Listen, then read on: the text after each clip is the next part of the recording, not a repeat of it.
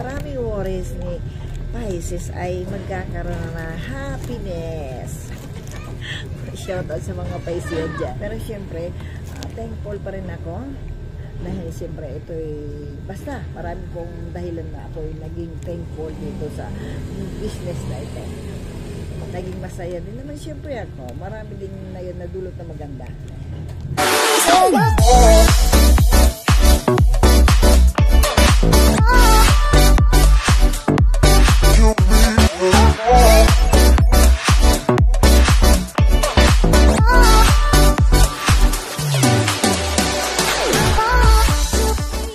Paisian dyan, mga ko-paisian. Ano nga ba? Ayan. Ayan, pasensya po kayo kasi ako ay minsan na lang mga pag-upload. Medyo busy-busy na naman si ako. At ito guys, may share na naman ako sa inyo. Grabe talaga ang mga galing ng mga idol ko sa mga mga tarot readers. Siyempre, yan.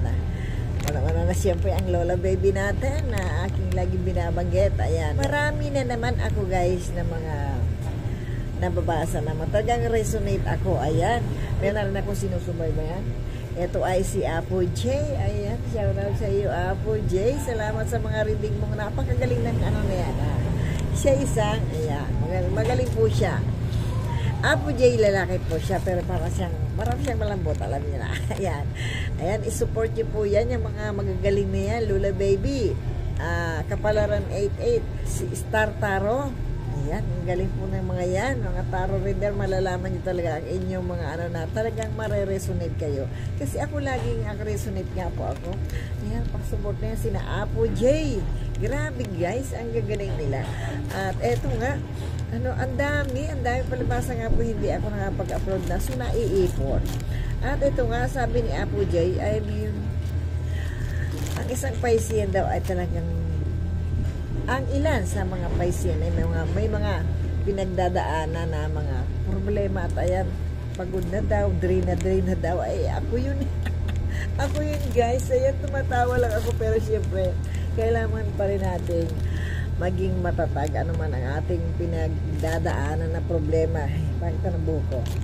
Ano man ang ating pinagdadaanan ng problema? Grabe, resonate ako sa mga basa ni ayan, about din sa family. Ay, swerte naman ang isang Piscean sa family kasi may mga gumagabay o may nakakatulong, sumusuporta gaya ng aking anak. Pero sa kabila ng aking may mga pinagdaanan ako sa sobra kong ka-stressan at super stressful itong aking naging kondisyon at sitwasyon dito sa aking business. Ay, may tutulong naman sa akin. Sabi nga ni ng etong mga idol ko ay at talaga daw nga ang isang Piscean ay ngayon ay hindi maganda ang kinalalagyan ng mga sitwasyon. Pero ano man, ang mga pinagdadaan ay makakaahon at syempre, katulad ko, yung mga sobrang resonate ako. Bago na ang buhay, may mababago daw na buhay ang isang Piscean at ako yun, parang nga ako resonate doon kasi ako ay may babaguhin nga sa buhay ko. At sabi nga ng iba, ako dahil puro salita na iiwanan ko na ang business ko na ito ay totoo po yun. Ito yung may tinatapos lang akong obligasyon at ako na po talaga ay i-stop na dito at ibibigay papaubaya ko na sa aking anak ito. At yun nga, nagkaroon ako ng maraming problema dito at ako tinutulungan ng aking anak.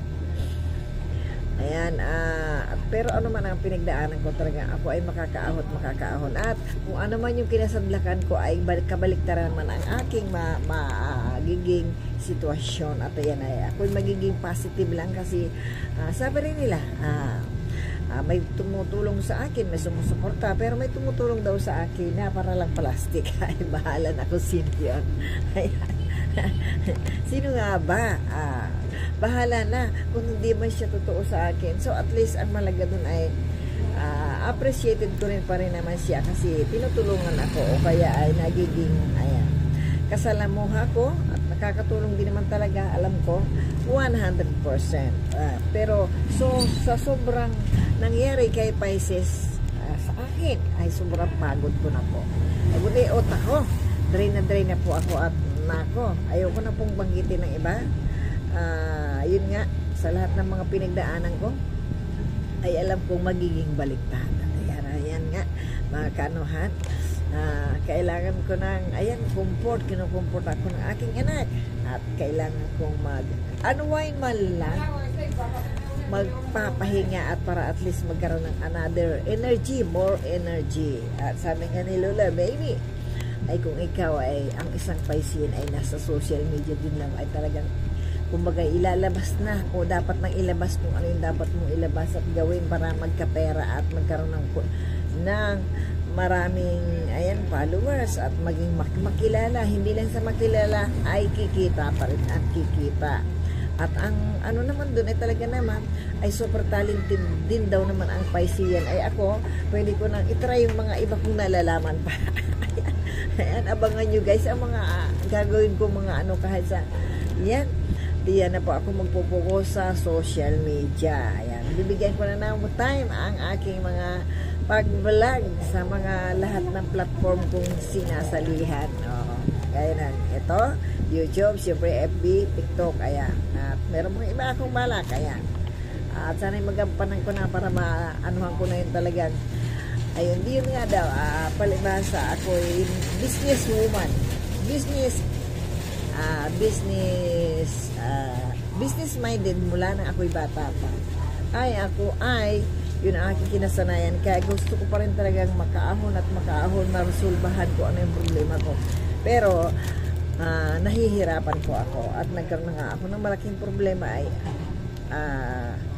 naisip ko na talagang baguhin na ang aking mundo, guys. At sabi nga ni ay kailangan mo nang baguhin ang sitwasyon mo, para mabago na ang buhay mo.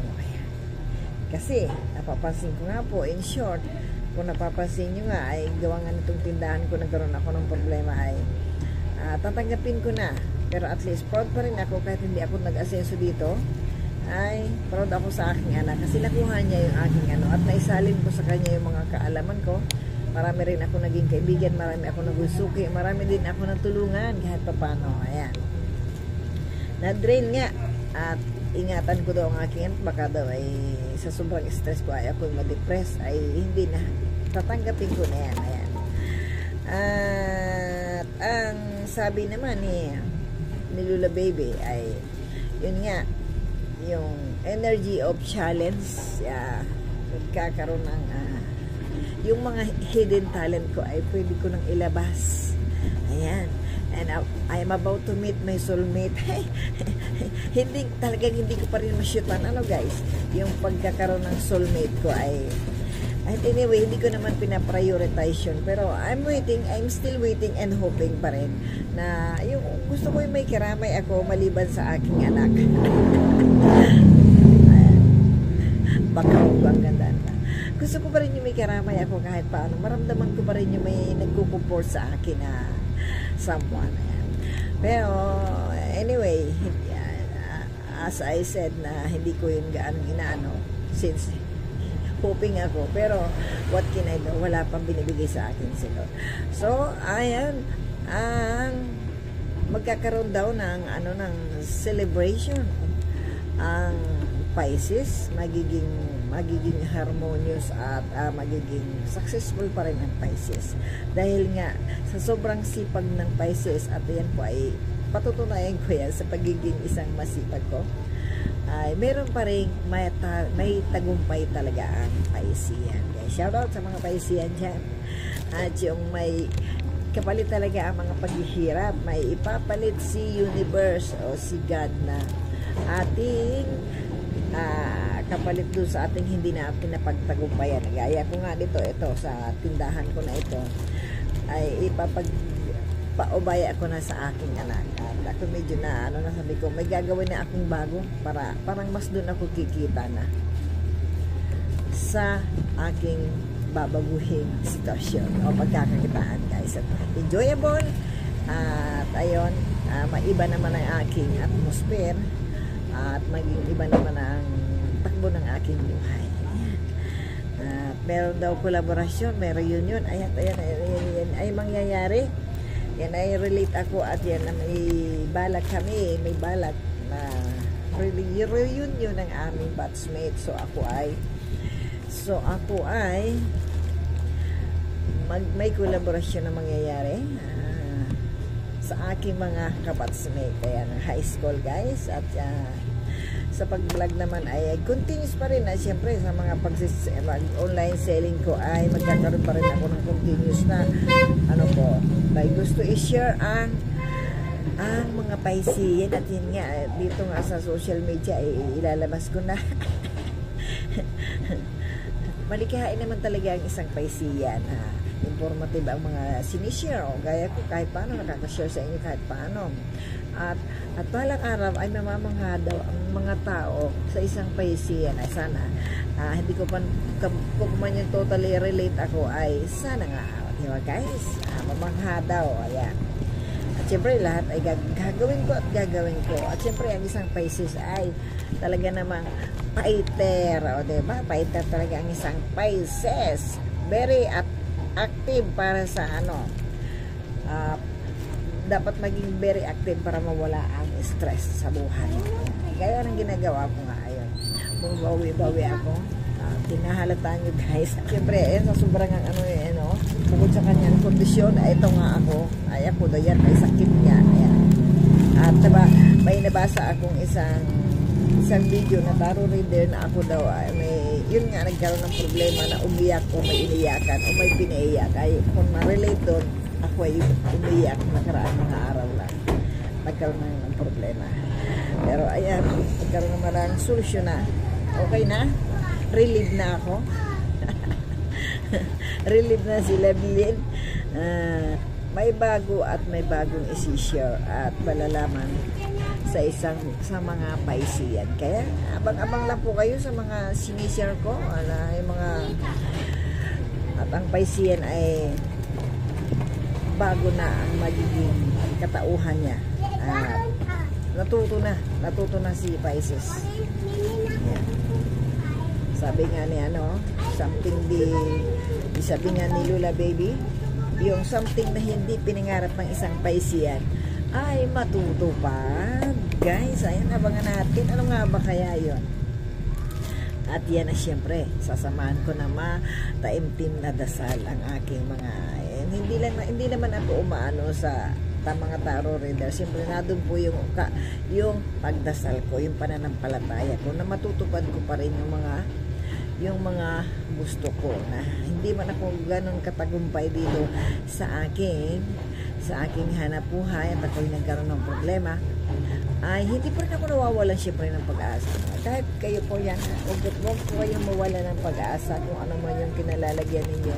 At yun nga, napag-aralan ko po at natutunan ko, pag-isipan ko, na kung hindi man kayo nagtatagumpay sa isa ninyong pinagkakakitaan, ay magkaroon kayo ng plano kung ano pa ang pwedeng ipalit o pwedeng idagdag na solusyon para maging maayos ang lahat. At yan nga, naisip ko na ako nga ay magbabago na. At ayun, alam ko naman na ako'y magtatagumpay dyan. Ang maraming worries ni Pisces ay magkakaroon na happiness. Shoutout sa mga Pisces dyan. Hindi ba bagay sa akin na nakasalamin guys? Kasi ayan ako po ay, ito hindi tunay na salamin, parang lang itong reading glass. Pero nakaka-relieve, hindi pa ako nakakapagpa-check up. At yun nga, paghinto ko ay ako ay magpapa-check up. Kasi ngayon, palaging sarado ang tindahan. So, sayang ng benta, sayang ang araw. Diba? Time is gold naman. Kaya pag ako na may hinihintay lang akong mag-aalaga, alagaan ko na ang sarili ko. Alagaan ko na guys ang sarili ko talaga. Grabe, dahil sa sobrang kong pagod dahil dito sa business na ito. Pero syempre, thankful pa rin ako dahil syempre ito'y basta marami kong dahilan na ako'y naging thankful dito sa business na ito. Naging masaya din naman syempre ako. Marami din na yun na dulot na maganda. Ayan, thank you guys for watching at huwag kayo pong mawala ng pag-asa. Palaging positive at syempre po ang pananampalataya hindi mawawala. Thank you for watching and God bless everyone.